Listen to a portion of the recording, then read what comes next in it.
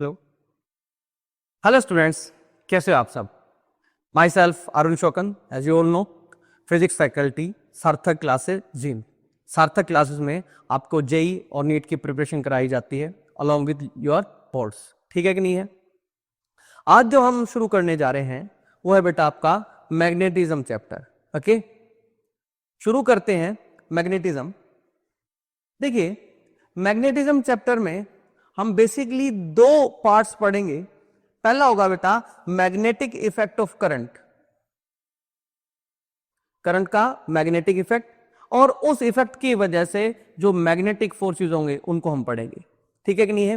Magnetism में कितने parts हैं बेटा? दो पार्ट्स हैं। एक तो मैग्नेटिक इफेक्ट ऑफ करंट्स, इसमें बेसिकली मैग्नेटिक फील्ड निकालेंगे अलग अलग चीजों के लिए। ठीक है, मैग्नेटिक फील्ड क्या है वो फर्दर हम आगे पढ़ेंगे।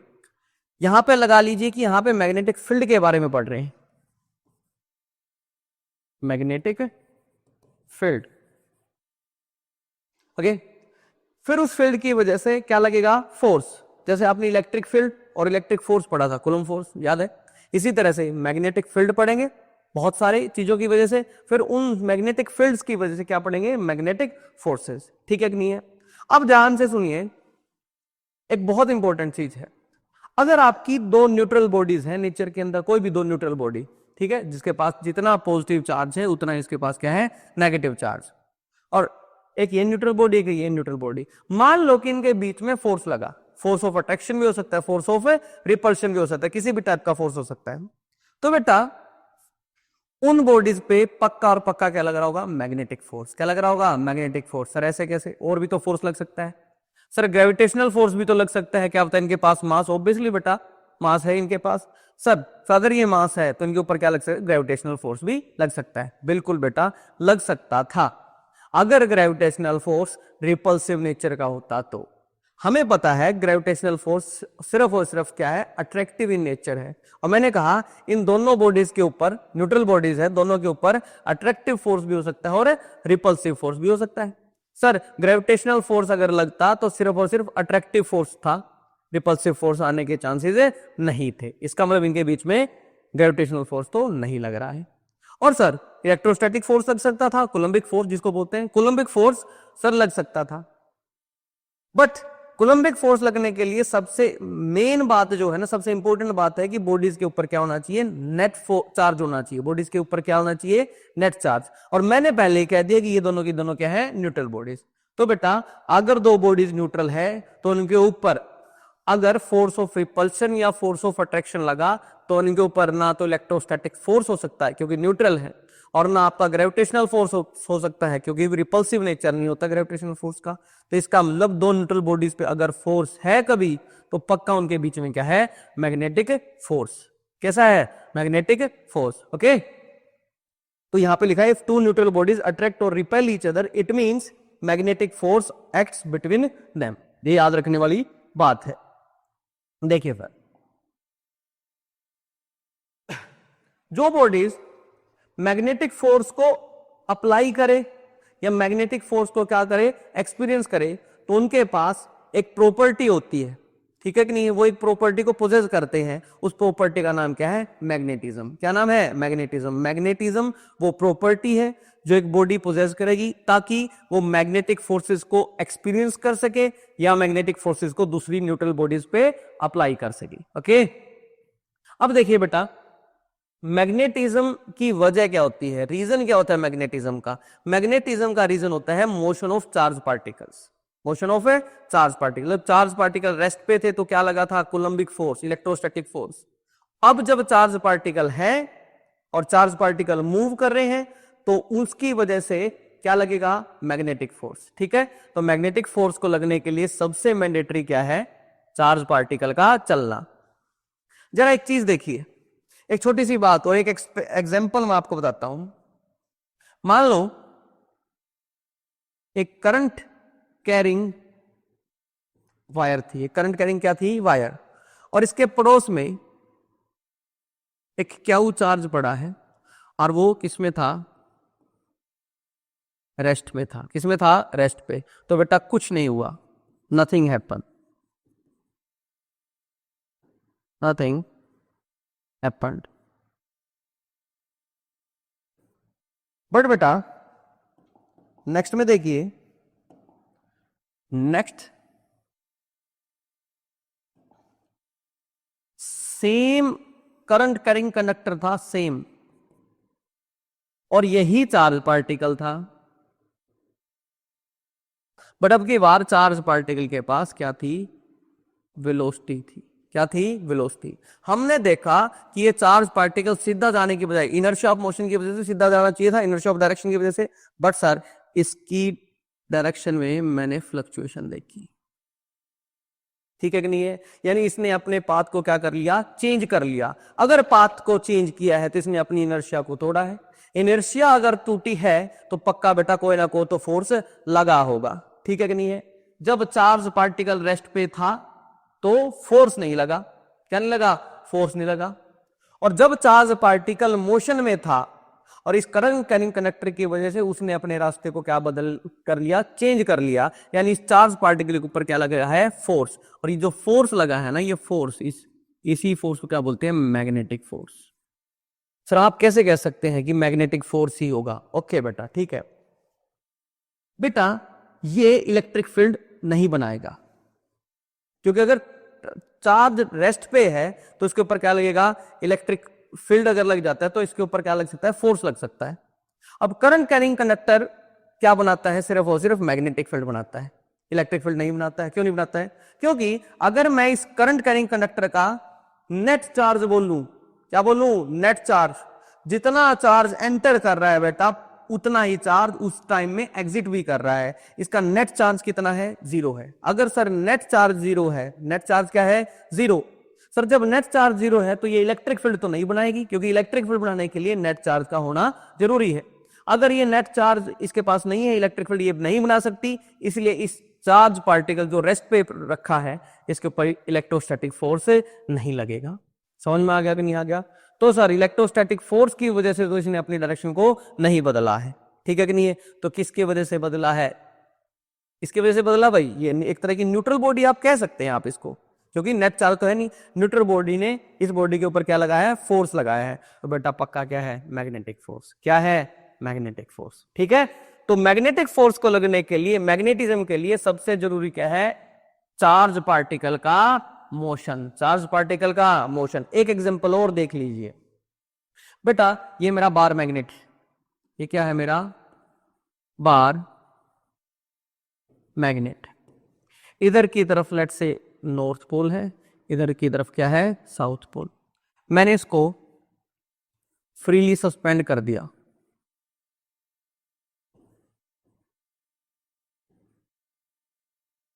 इस बार मैग्नेट को इस एक्सिस के, ये एक्सिस के अलोंग फ्रीली क्या कर दिया? सस्पेंड, किसी भी डायरेक्शन में। मैंने देखा थोड़ी देर के बाद इसने अपने आप को अलाइन कर लिया है, itself along north south line, यानी नॉर्थ साउथ की लाइन में। यानी कि जब ये अलाइन हुआ तो ये नॉर्थ पोल अर्थ के नॉर्थ पोल की तरफ आ गया और ये साउथ पोल अर्थ के साउथ पोल की तरफ आ गया। ठीक हो गया कि नहीं हो गया? तो ये जो था, अगर मैं ध्यान से कहूं, ये जो लाइन थी ये अर्थ के नॉर्थ और साउथ पोल की लाइन थी, और बार मैग्नेट ने भी फ्रीली उसको सस्पेंड किया गया था, अपने आप को अलाइन कर लिया है अर्थ के नॉर्थ साउथ की लाइन में, नॉर्थ साउथ की लाइन में। तो बार मैग्नेट का नॉर्थ पोल अर्थ के नॉर्थ पोल की तरफ और बार मैग्नेट का साउथ पोल अर्थ के साउथ पोल की तरफ आ गया है। ओके, तो बेटा ये न्यूट्रल बॉडी थी, और अगर इसने अपनी डायरेक्शन को बदला है तो पक्का फोर्स लगा है। और अगर न्यूट्रल बॉडीज के ऊपर फोर्स लगा, न्यूट्रल ही थी बेटा, इसके ऊपर थोड़ा ना कोई चार्ज था, न्यूट्रल बॉडी के ऊपर अगर फोर्स लगा है तो वो सिर्फ और सिर्फ कौन सा हो सकता है? Magnetic force. कौन सा हो सकता है? Magnetic force. ठीक है बेटा, होप सो आपको समझ में आया हो। आगे बढ़े, टॉपिक है बेटा वो है पोल स्ट्रेंथ। पोल स्ट्रेंथ को रिप्रेजेंट किया जाता है स्मॉल m से। आगे ये कुछ ऐसा ही है जैसे हमारा इलेक्ट्रोस्टैट के अंदर चार्ज नहीं होता था, अब उस चार्ज को रिप्लेस कर दिया है किससे? पोल स्ट्रेंथ से। चाउ को रिप्लेस कर दिया है किससे? स्मॉल m से। ठीक है, समझते हैं इसके बारे में। मोनोपोल स्ट्रेंथ या पोल स्ट्रेंथ। पोल स्ट्रेंथ क्या होता है बेटा, एक मोनोपोल जितना मैग्नेटिक इफेक्ट क्रिएट कर सकता है, जितना मैग्नेटिक इफेक्ट क्रिएट कर सकता है, उसकी स्ट्रेंथ को रिप्रेजेंट करने के लिए कि कितनी स्ट्रेंथ है, उसको रिप्रेजेंट करने के लिए इस क्वांटिटी को इंट्रोड्यूस किया गया है कि एक पोल स्ट्रेंथ कितना मैग्नेटिक इफेक्ट क्रिएट कर सके। उस चीज को रिप्रेजेंट करने के लिए हम किसको डिस्कस करते हैं, पोल स्ट्रेंथ को। ओके, अब सर मोनोपोल क्या होता है ये बता। देखो नॉर्थ पोल और साउथ पोल, अकेला नॉर्थ पोल और अकेला साउथ पोल वैसे अकेले अकेले एग्जिस्ट नहीं करते हैं, ठीक है कि नहीं है, बट अगर इस अकेले की बात की जाए, एग्जिस्ट तो नहीं करते पर बात तो कर ही सकते हैं, अकेला नॉर्थ पोल है, इसको क्या बोलते हैं बेटा, मोनोपोल। मोनो का मतलब होता है अकेला, मोनोपोल, अकेला मोनोपोल। ये भी क्या है बेटा, इसको बोल सकते हैं साउथ मोनोपोल, ठीक है। अब अगर इस मोनोपोल की स्ट्रेंथ कम होगी, इसका डाइपोल हो, इसका स्ट्रेंथ कम होगी, तो ये इफेक्ट भी कम क्रिएट कर पाएगा, क्लियर होगा। अगर इसकी स्ट्रेंथ ज्यादा होगी, इसकी पावर ज्यादा होगी, तो ये इफेक्ट भी ज्यादा क्रिएट कर पाएगा। ओके, इसलिए हमने हमको तो सिंपली आपके वहां पे जो क्यू चार्ज होता था उसको यहां पे रिप्लेस कर देंगे स्मॉल एम से। किससे, स्मॉल एम से। अब क्या है बेटा, सबसे पहली बात, ये जो पोल स्ट्रेंथ है सबसे पहली तो क्या है, स्केलर क्वांटिटी है। क्या है, स्केलर क्वांटिटी। दो प्रकार के होते हैं बेटा, पॉजिटिव और नेगेटिव। सर पॉजिटिव और नेगेटिव तो चार्ज होते थे, उसी तरह से पे बेटा नॉर्थ पोल को ट्रीट करना है पॉजिटिव के जैसे। किसके जैसे, पॉजिटिव के जैसे, जैसे पॉजिटिव चार्ज को ट्रीट करते थे। और साउथ पोल को कैसे ट्रीट करना है, नेगेटिव के जैसे। क्लियर होगा कि नहीं होगा, यहां पे लिख देंगे क्यू को एम से रिप्लेस कर दिया, पॉजिटिव चार्ज को किससे रिप्लेस कर दिया, साउथ से, तो सॉरी पॉजिटिव चार्ज को किससे रिप्लेस कर दिया, नॉर्थ से, और नेगेटिव चार्ज को किससे रिप्लेस कर दिया, साउथ से। क्लियर हो गया कि नहीं हो गया, बिल्कुल वैसी की वैसी चीजें चलेगी, बट रिप्लेस करते जाओगे। क्यू को किससे रिप्लेस कर दिया, स्मॉल एम से, पोल स्ट्रेंथ से। प्लस चार्ज को, जो वहां पे प्लस चार्ज था उसका काम अब कौन करेगा, नॉर्थ पोल। कौन करेगा, नॉर्थ पोल। और जो वहां पे नेगेटिव चार्ज था वैसा ही बिहेव कौन करेगा, यहां था साउथ पोल। ओके, क्लियर हो गया है। अब जरा एक छोटी सी बात करते हैं। मान लो तुम्हारे पास एक बार मैग्नेट था, इधर नॉर्थ पोल, इधर क्या है, साउथ पोल। तुमने क्या किया भाई, तुमने इसको ब्रेक कर दिया, दो हिस्सों में तोड़ दिया। तुम्हें लगा कि जैसे हम इसको तोड़ देंगे तो यहां पे क्या आ जाएगा, सर इधर नॉर्थ पोल मिल जाएगा और इधर क्या मिल जाएगा, साउथ पोल। अकेला नहीं बेटा, कभी भी अकेला नॉर्थ पोल और अकेला साउथ पोल एग्जिस्ट नहीं करते हैं, ठीक है। जैसे तुम इसको ब्रेक करोगे, यहां पे नॉर्थ था और तुमने ब्रेक किया तो यहां पे अपने आप क्या आ गया, साउथ पोल। अगर यहां साउथ पोल था तो यहां अपने आप क्या आ गया, नॉर्थ पोल। ओके, क्लियर हो गया, समझ में आया नहीं आया, क्लियर है। तो यानी यहां पे एक लाइन लिख सकते हैं हम,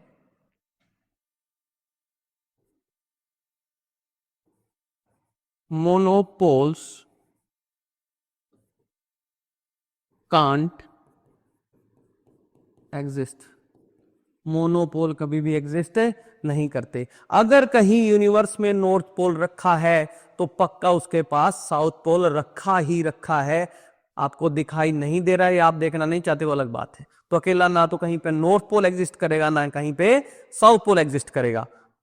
ओके, अब उसके बाद आती है बेटा इसकी एसआई यूनिट। इसकी एसआई यूनिट है बेटा एम्पियर मीटर। क्यों एम्पियर मीटर है वो डिस्कस करेंगे फर्दर लेक्चर्स में। अभी के लिए याद कर लीजिए कि इसकी एसआई यूनिट क्या है, एम्पियर मीटर। क्लियर हो गया कि नहीं होगा, करंट इनटू लेंथ, ठीक है कि नहीं है। सर अगर मैं इसका डायमेंशन फॉर्मूला देखूं, इसका डायमेंशन फॉर्मूला क्या है, एम्पियर का बेटा आई और लेंथ का, मीटर का लेंथ, तो आई एल। इसका डायमेंशन फॉर्मूला क्या आ गया, आई एल। ऑप्शो इट हेल्प्स यू। आगे बढ़े, स्केलर क्वांटिटी है, ठीक है, क्योंकि चार्ज भी स्केलर क्वांटिटी था, ठीक है कि नहीं है। पॉजिटिव नेगेटिव दो प्रकार के चार्ज है, ये भी दो प्रकार के चार्ज है, ठीक है। पॉजिटिव नहीं लिखेंगे ऑल दो, बट पॉजिटिव की जगह क्या गया है, नॉर्थ पोल, नेगेटिव की जगह क्या गया है, south pole. SI unit ampere metre, ठीक है। डायमेंशन फॉर्मूला आपने देख ही लिया। आगे बढ़ते हैं बेटा। अब आती है मैग्नेटिक डाइपोल मूवमेंट। मैं उम्मीद करता हूं कि आपको इलेक्ट्रिक डाइपोल मूवमेंट ध्यान होगी। अगर आपका सेम मतलब equal and opposite charges separated by a very small distance two a. इस पूरे सेटअप को क्या बोलते थे? Dipole moment. क्या बोलते थे? Dipole moment. उसको लिख देते थे पी वेक्टर से। किससे? पी वेक्टर से। और वो आता था आइदर चार्ज मल्टीप्लाई में इनके बीच की सेपरेशन, इनकी सेपरेशन। और डायरेक्शन क्या होती थी? Negative charge to positive charge. ये पी वेक्टर की डायरेक्शन होती थी। बिल्कुल वैसा ही बेटा, एक बार मैग्नेट है, इसके दो पोल्स हैं, that is north pole and south pole. Clear हो गया? और इस बार मैग्नेट की जो लेंथ है, या कहें कि दोनों पोल्स की जो लेंथ, दोनों पोल्स के बीच में जो सेपरेशन है, दैट इज एल। अब क्या हुआ, इसके भी डाइपोल, क्योंकि डाइपोल हो गए, डाइपोल मूवमेंट को इसको माप सकते हैं एम वेक्टर से। किससे? एम वेक्टर से। क्या था? आइदर चार्ज, यानी कि sir either dipole strength, sorry monopole strength, pole strength multiply में इनके बीच की सेपरेशन। अगर ये वेक्टर क्वांटिटी है, तो स्केलर था, तो इसको वेक्टर बनाना पड़ेगा बेटा। डायरेक्शन क्या होगी? डायरेक्शन बताओ भाई। डायरेक्शन बेटा वहां थी नेगेटिव टू पॉजिटिव, यहां पे भी नेगेटिव टू पॉजिटिव। नेगेटिव किसको बोला था सर? साउथ पोल को। पॉजिटिव किसको बोला था? नॉर्थ पोल को। तो सर इसकी डायरेक्शन इस प्रकार होगी, इसकी डायरेक्शन इस तरह से होगी। अरे भाई, इसकी जो डायरेक्शन है आप देख लीजिए, ये डायरेक्शन है बेटा, ठीक है। एम वेक्टर डायरेक्शन हमेशा कहां से कहां होगी? South to north, south to north. Clear हो गया कि नहीं हो गया? एसआई यूनिट बताओ भाई, एसआई यूनिट। सर एम की क्या थी? Ampere metre. ये सेपरेशन है तो लेंथ, तो क्या हो जाएगी? मीटर। तो इसकी यूनिट होगी बेटा ampere metre square, ampere metre square. Okay, आगे बढ़े।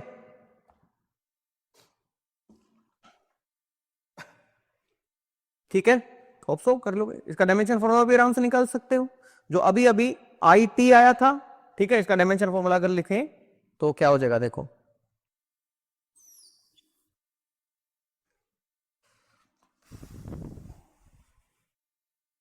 एक मिनट रुक जाओ, थोड़ा सा इसकी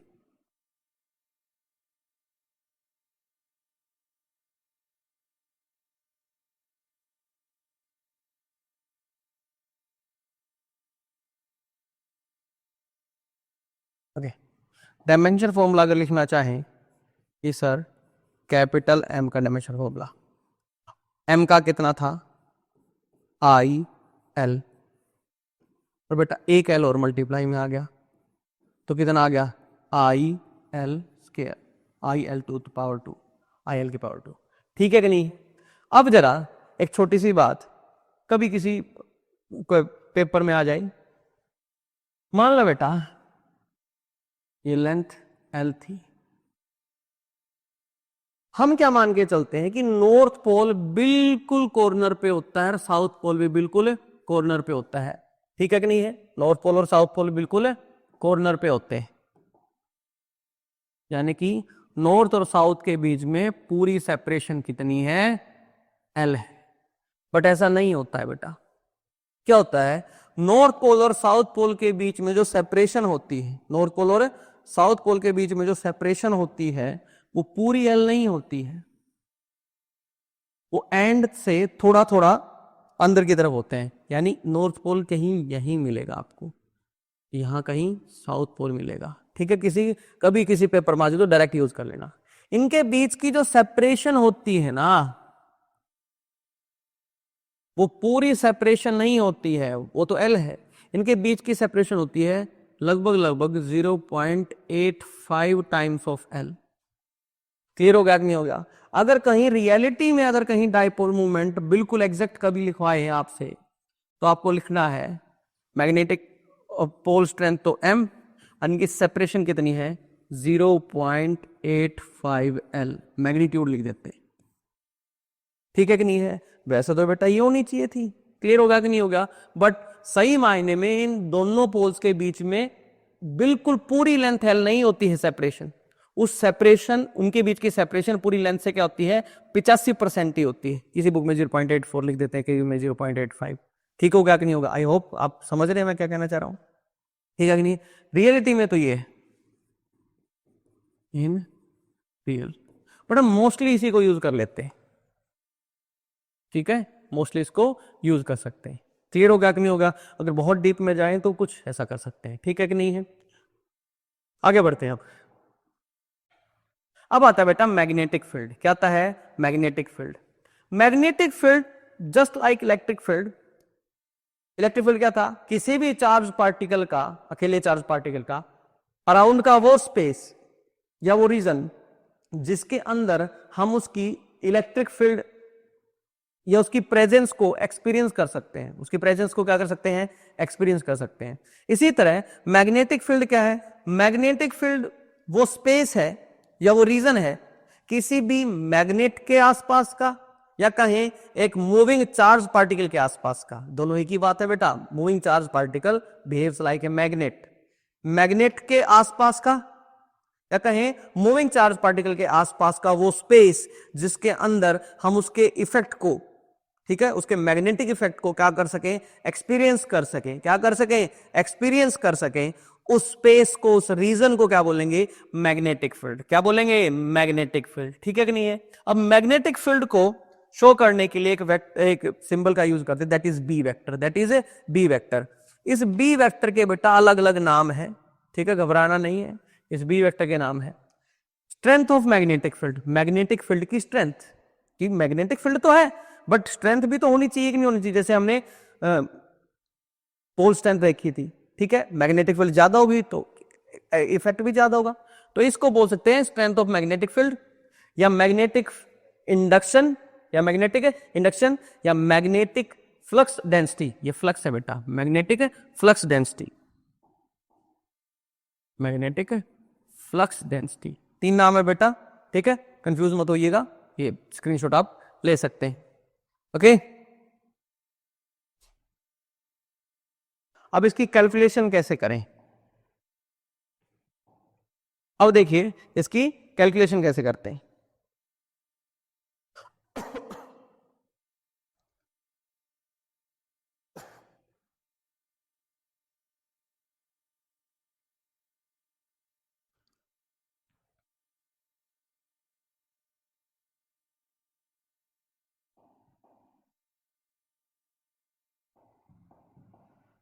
देखिए कैलकुलेशन कैसे करेंगे।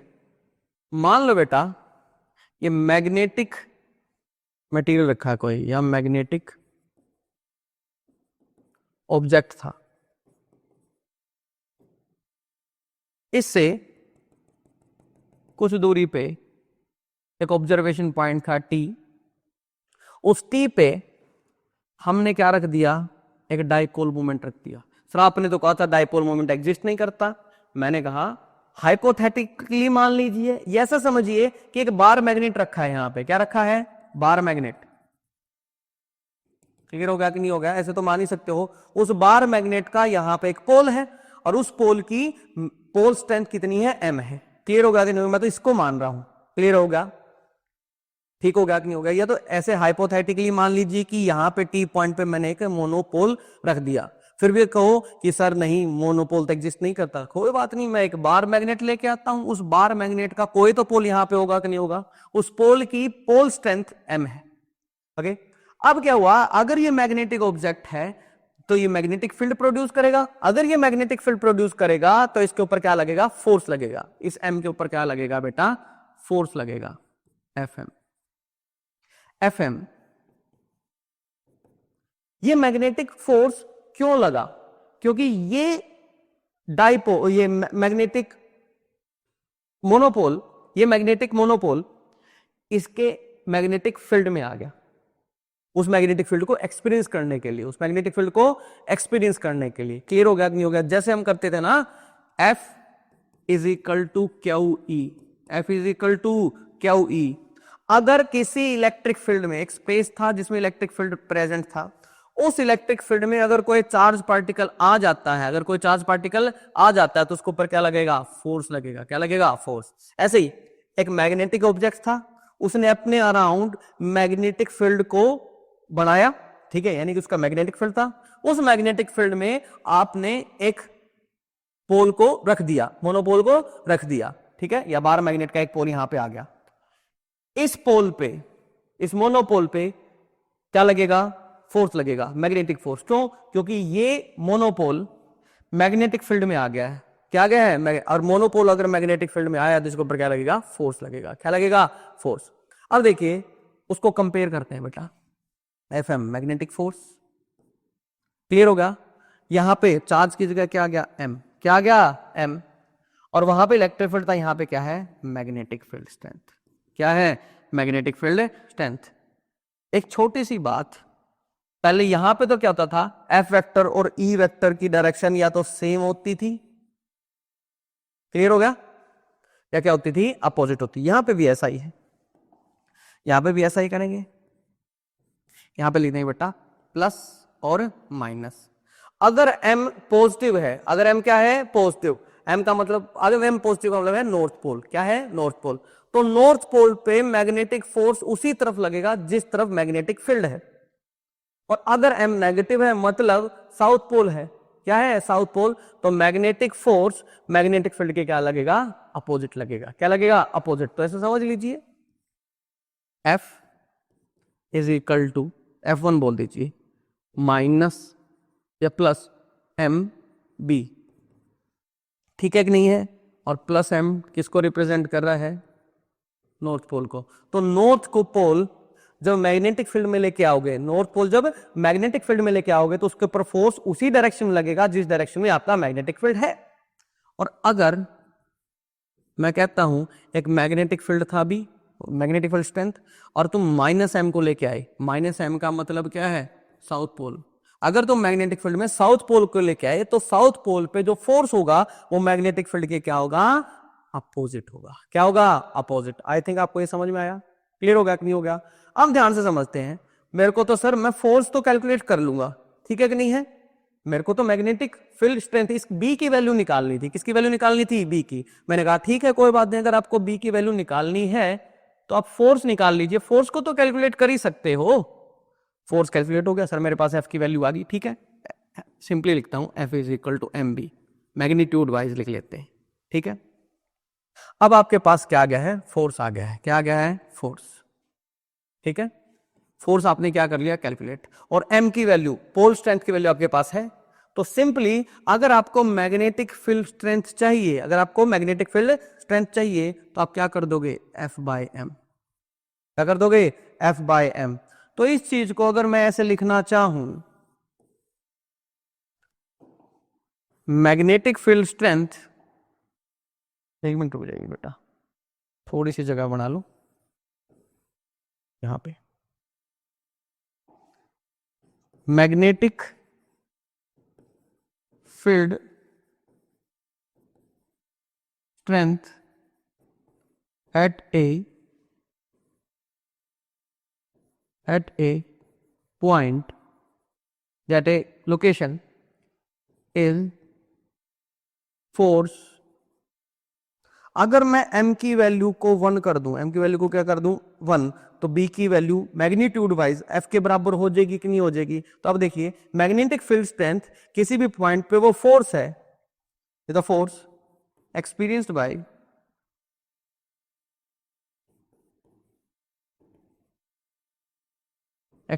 by monopole of unit strength, यानी कि एक मोनोपोल जिसका मैग्नीट्यूड 1 है, उसकी यूनिट्स में जो भी उसकी यूनिट्स है एम्पियर मीटर, अगर 1 एम्पियर मीटर का, किसका, 1 एम्पियर मीटर का एक मोनोपोल किसी मैग्नेटिक फील्ड में आता है और जितना मैग्नीट्यूड का फोर्स उसके ऊपर लगता है, ठीक है कि नहीं है, वही वैल्यू उस क्या बन जाएगी, मैग्नेटिक फील्ड स्ट्रेंथ बन जाएगी at that point. Hope so आपको समझ में आया हो, क्लियर है। B is equal to F by M. तो अगर m की वैल्यू को 1 एम्पियर मीटर कर दूंगा मैं, 1 एम्पियर मीटर, तो बेटा बी और एफ क्या हो जाएंगे, सेम मैग्नीट्यूड वाइज। क्लियर हो गया? होप सो समझ में आया हो आपको। आगे बढ़ते हैं। अब एक क्वेश्चन है बेटा, तो ये आपको समझ में आ गया ना। अगर एम पॉजिटिव है यानी नॉर्थ पोल है, और नॉर्थ पोल को अगर आप मैग्नेटिक फील्ड में लेके आए तो उसके ऊपर फोर्स उधर ही लगेगा जिधर आपका क्या होगा, मैग्नेटिक फील्ड। और अगर साउथ पोल है तो उसके ऊपर फोर्स मैग्नेटिक फील्ड के क्या लगेगा, अपोजिट। क्लियर हो गया कि नहीं हो गया? बहुत सारी चीजें आपकी इलेक्ट्रोस्टैटिक से रिजेंबल खाती हैं, ठीक है कि नहीं है? मैंने कहा था प्लस चार्ज को नॉर्थ पोल बना दो, माइनस चार्ज को साउथ पोल बना दो, क्यू को स्मॉल एम बना दो, बाकी सारी चीजें मोर और लेस एक जैसी है, ठीक है, हल्की फुल्की चीजें अलग है। अब देखिए एक क्वेश्चन करते हैं बेटा। एक मोनोपोल है जिसकी वैल्यू ये दे दी है, ठीक है, ये एम मोनोपोल का स्ट्रेंथ है और ये एम मीटर के लिए। किसी भी पॉइंट पे उसके ऊपर फोर्स इतना लगता है, ओके, मिली न्यूटन। क्या है? मिली न्यूटन। तो हमें क्या निकालना है, उस पॉइंट पे मैग्नेटिक फील्ड स्ट्रेंथ निकालनी है, बी की वैल्यू निकालनी है। अभी हमने पढ़ा था B is equal to F by M, B is equal to F by M, ठीक है बेटा। एफ की वैल्यू कितनी है, 3i cap plus 4j cap, vector है बेटा, प्लस 6k कैप, मैंने लिख दिया। यूनिट क्या है बेटा, मिली न्यूटन, यानी कि 10⁻³ न्यूटन बाय में। एम तो बेटा स्केलर है, एम अगर स्केलर है तो उसमें तो कुछ सीधी वैल्यू पुट कर दो, 6 इंटू 10⁻³ एम्पियर मीटर। 10⁻³ से बेटा 10⁻³ हो गया, तो कितना आ गया, अगर मैं सोल्व करूं तो ये आ गया 1/2 i कैप, ठीक है, 2/3j cap plus k cap newton मैग्न, ठीक है, ये आ गया बेटा मैग्नेटिक फील्ड स्ट्रेंथ, ठीक है। अब सर एक खास बात देखो, ये तो वेक्टर क्वांटिटी है, क्या है, वेक्टर क्वांटिटी। तो ये चीज और ऐड कर लीजिए पीछे। सबसे पहली बात ये क्या है भाई, वेक्टर क्वांटिटी। क्या है, वेक्टर क्वांटिटी। क्लियर हो गया कि नहीं हो गया? वेक्टर क्वांटिटी है। यूनिट क्या आएगी इसकी, सर अगर मैं इसकी यूनिट देखूं, इधर देख लेते हैं यूनिट। यूनिट अभी अभी देखी थी सर, फॉर्मूला क्या था, फोर्स बाय एम। फोर्स की क्या थी, न्यूटन, और एम की क्या है, एम की यूनिट थी sir ampere into metre, ampere into metre. तो अगर बी की यूनिट लिखें तो न्यूटन पर एम्पियर पर मीटर। क्लियर हो गया? डायमेंशन फॉर्मूला भी निकाल सकते हो। डायमेंशन फॉर्मूला अगर कभी निकालने को बोले तो न्यूटन फोर्स का क्या था, m1L1t की पावर -2। एम्पियर का बेटा, एम्पियर का क्या आता था, आई, मीटर का एल, क्लियर हो गया, आई एल। तो अगर इसको सोल्व करता हूं तो m1, L1 से L1 गया, t की पावर -2, आई की पावर -1। तो b का डायमेंशन फॉर्मूला भी अगर बोले तो b का डायमेंशन फॉर्मूला ये है, ठीक हो गया?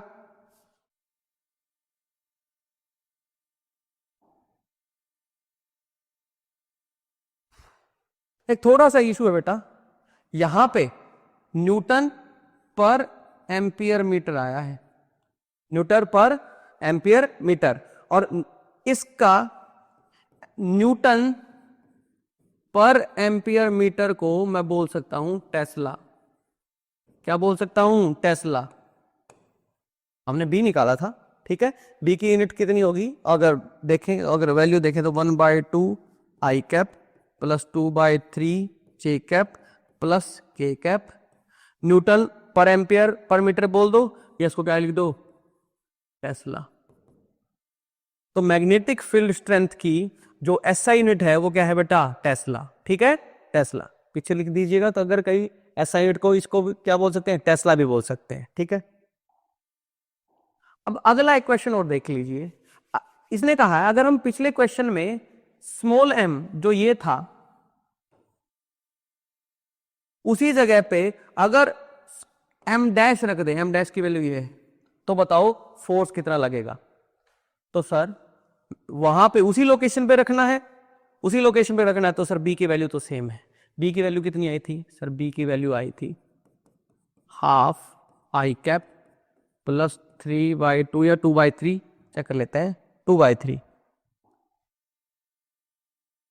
2/3 J cap plus K cap, sir B तो ये है। और एम क्या है? M dash, sorry, M dash की वैल्यू है 3 इंटू 10⁻⁻² एम्पियर मीटर। तो बेटा फोर्स कितना होगा? Force is equal to sir M B, M की वैल्यू 3 इंटू 10⁻⁻² यूनिट साथ में बेटा, गलती ना हो जाए, मल्टीप्लाई में।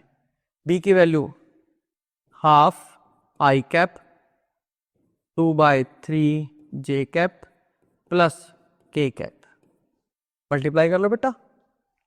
और ये क्या था? ये टेस्ला था, ठीक है। टेस्ला को, ओहो,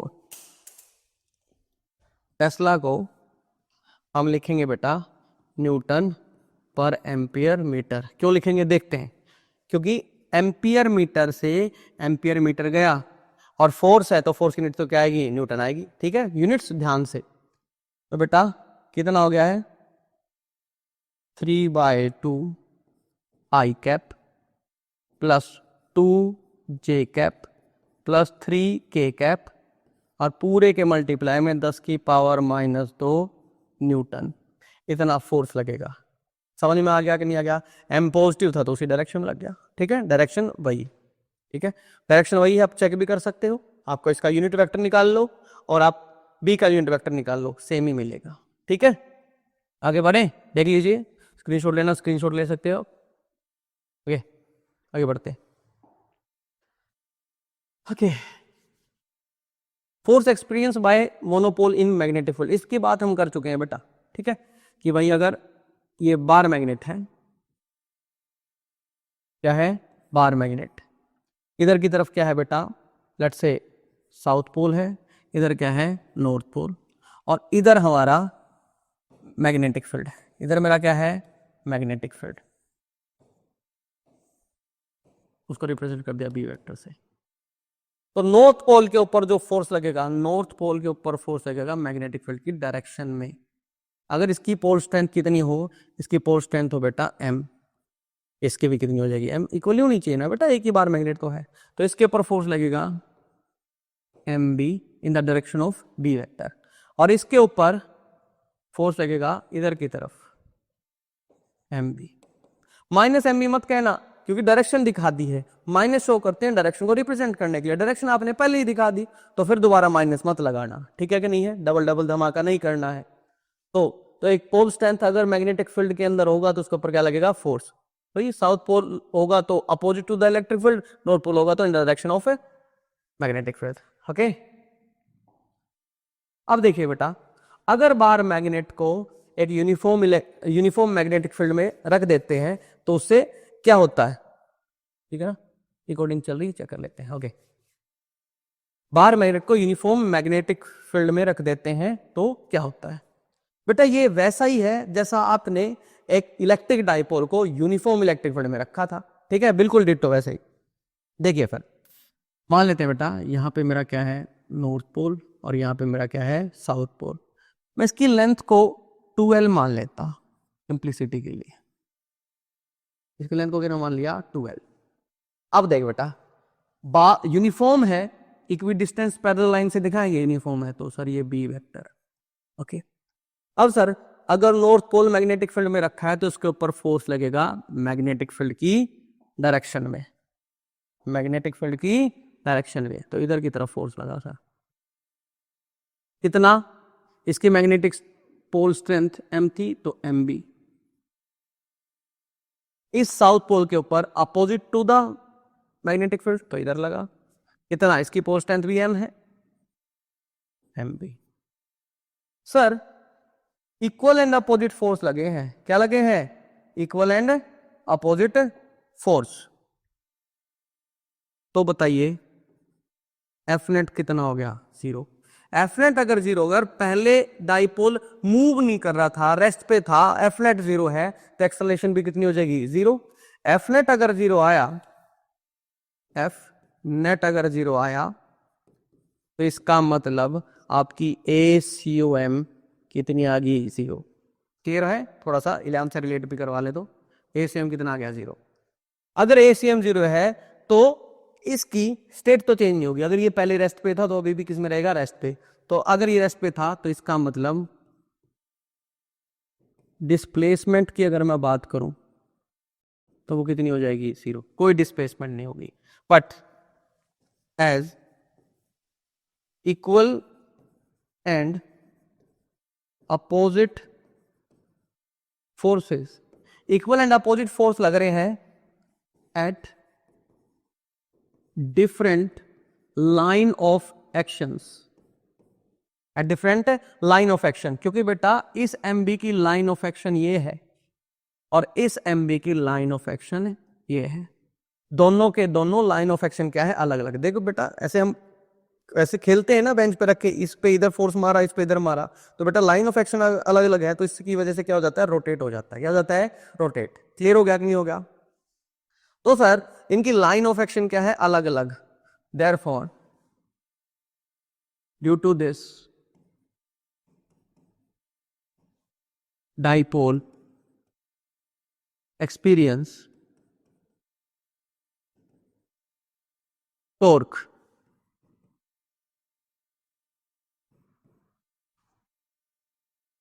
तो डाइपोल क्या करेगा? टॉर्क को एक्सपीरियंस करेगा। अब सबसे इंपॉर्टेंट बात,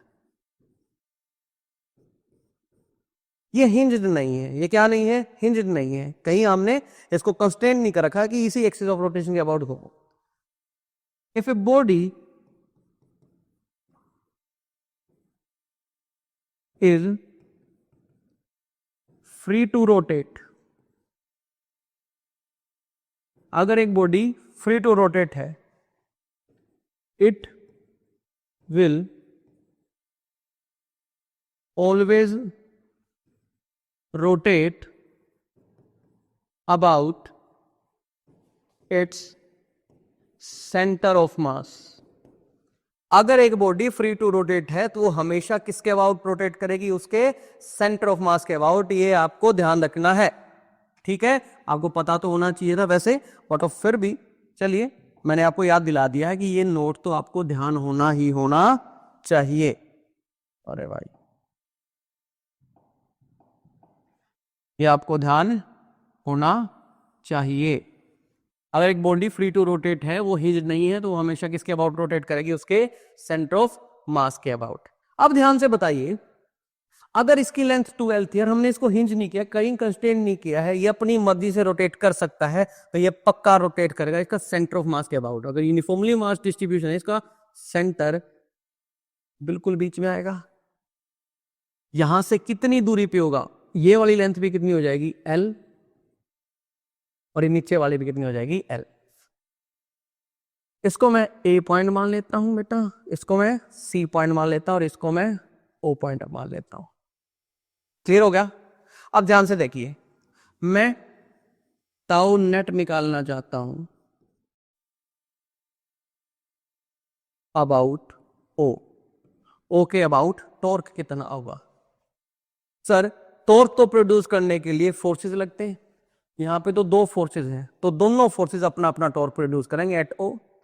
तो मैं क्या देखता हूं, tau net at O is equal to tau at O due to point A। इस A पॉइंट पर जो फोर्स वगैरह है उसका टॉर्क का वेक्टर सम बोल रहा हूं बेटा, प्लस माइनस अकॉर्डिंगली कर लेंगे, मैंने वेक्टर सम लिखा है क्योंकि टॉर्क नेट निकाल रहे हो। ठीक है, जैसे एफ नेट निकालते हो F1 vector plus F2 vector plus F3 vector, क्योंकि सारे वेक्टर्स होते हैं।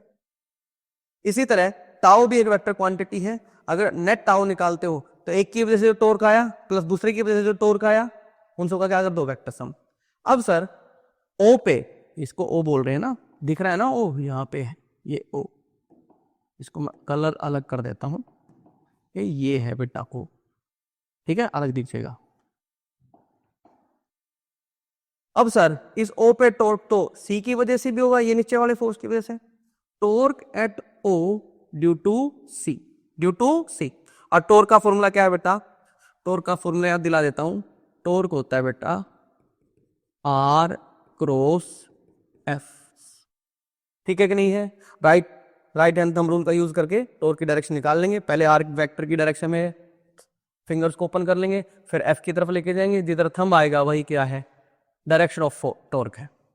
अगर इसका मैग्नीट्यूड निकालने को बोला जाए, लिख लीजिए आर परपेंडिकुलर एफ। ठीक है कि नहीं है? आर परपेंडिकुलर क्या है? आर वेक्टर का वो कंपोनेंट जो एफ के क्या है, परपेंडिकुलर है। आर वेक्टर क्या है सर? आर वेक्टर की के पास एक तो क्या होगा, हेड होगा, और एक क्या होगी, टेल। आर वेक्टर की टेल वहां होती है जहां पे आपको टॉर्क निकालना है, और आर वेक्टर का हेड वहां पे होता है जहां पे आपका फोर्स अप्लाई कर रखा है आपने। ठीक है कि नहीं है? अब ध्यान से, अगर मैं इसकी बात करता हूं, ये इसकी टॉर्क निकालना है ओ पे, किसकी वजह से, ए की वजह से, तो आर वेक्टर आपको चाहिएगा।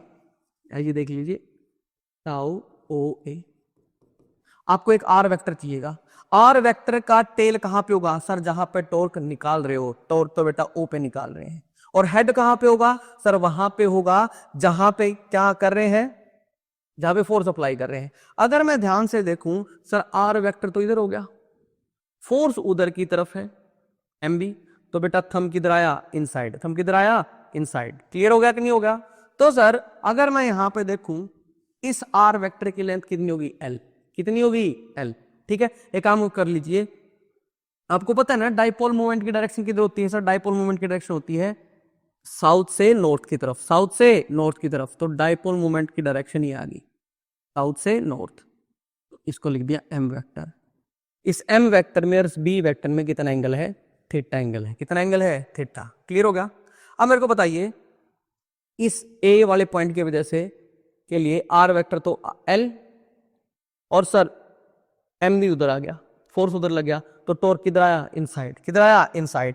तो सर एल, मैग्नीट्यूड लिख रहा हूं बेटा, आर वेक्टर का मैग्नीट्यूड कितना है, एल। फोर्स कितना है, एम बी। क्योंकि अगर कहीं ए क्रॉस बी लिख रखा हो, अगर उसका मैग्नीट्यूड निकालना हो तो क्या करते हैं, A B sine theta. A का मैग्नीट्यूड, बी का magnitude, sine of angle between them. तो sir R cross F, R का मैग्नीट्यूड एल, फोर्स का मैग्नीट्यूड एम बी, इनके बीच का angle sir L, R vector की डायरेक्शन उधर थी, फोर्स इधर था, तो सर इनके बीच का ये हो गया ना आर, और इसके इनके बीच का एंगल कितना है, थीटा। तो कितना आ गया, साइन थीटा। क्लियर है? इसी तरह से अगर मैं इनकी डायरेक्शन और निकालूं, मैग्नीट्यूड तो आपने लिख दिया है, मैग्नीट्यूड तो लिख दिया, मेरे को डायरेक्शन चाहिए। क्या चाहिए, डायरेक्शन। तो टाउ ओ ए की डायरेक्शन, सर मैग्नीट्यूड आ गया M B L sine theta. Direction बता दीजिए सर। डायरेक्शन अभी अभी हमने निकाली थी, आर क्रॉस एफ, डायरेक्शन आई थी सर इनसाइड। इसको इनसाइड से दिखाते हैं, ठीक है। इसी तरह मैं टॉर्क निकालना चाहता हूं बेटा ओ पे, किसकी वजह से, सी की वजह से। अब देखिए सर, टॉर्क ओ पे निकलेगा, ठीक है कि नहीं है? फोर्स सी का उधर की तरफ लगा रखा है, तो इसके लिए आर वेक्टर क्या इधर आएगा, टेल कहां पे होगी, ओ पे, और हेड कहां पे होगा, सी पे। तो सर आर वेक्टर ऐसे गया, और आर वेक्टर का मैग्नीट्यूड कितना है, ये एल था, तो ये भी कितना हो जाएगा, एल, क्योंकि टोटल 2 एल है, तो ये आर तो कितना हो गया, एल, और फोर्स उधर गया, राइट हैंड थंब रूल। अभी भी टॉर्क किधर आया है, इनसाइड। किधर आया है, इनसाइड। तो सर यहां पे भी अगर मैं देखता हूं, आर कितना है, एल, फोर्स कितना है, एम बी, एंगल कितना है, अगर ये थीटा था तो बेटा ये भी कितना हो जाएगा, अब की बार आर की डायरेक्शन इधर है, ये भी कितना हो जाएगा, थीटा। ठीक है, वर्टिकल अपोजिट एंगल बन जाएगा, साइन थीटा, और डायरेक्शन क्या आई है, इनसाइड। सर दोनों टॉर्क की डायरेक्शन किधर आ गई है, इनसाइड आ गई है। क्या आ गई है, इनसाइड। ठीक है बेटा, फिर इनसाइड आ गई है तो जोड़ दो वेक्टर की। तो सर अगर मैं देखता हूं tau net at O, M B L sine theta inside, M B L sine theta वो भी inside, plus M B L sine theta inside. ये दोनों एक ही तरफ आ गए तो सीधा जोड़ देंगे बेटा, यानी कि टाउ नेट एट ओ लिख दूं तो क्या आ जाएगा 2 MBL साइन थीटा, और डायरेक्शन क्या ही है इनसाइड, डायरेक्शन क्या ही है इनसाइड। अब बताइए बेटा ये कैसे लिख दूं, बी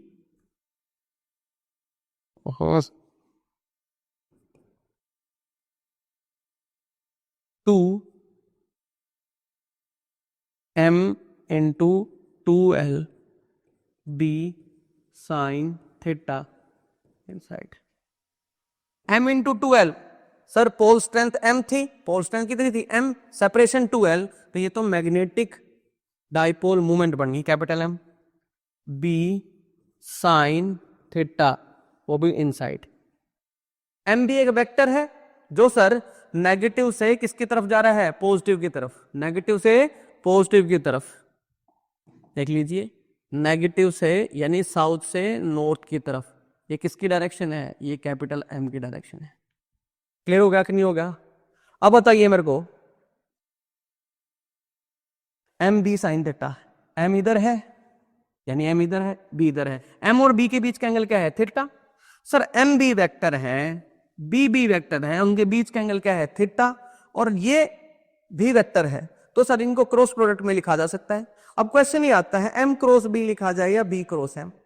अब आपको पता है कि टॉर्क इनसाइड आया है, M क्रॉस B करके देख लो किधर आ रहा है, या B क्रॉस M करके देख लो किधर आ रहा है। अगर सर मैं M क्रॉस B करता हूं, ये गया M से B गया राइट, तो थंब किधर आया है, inside, M cross B inside आ रहा है।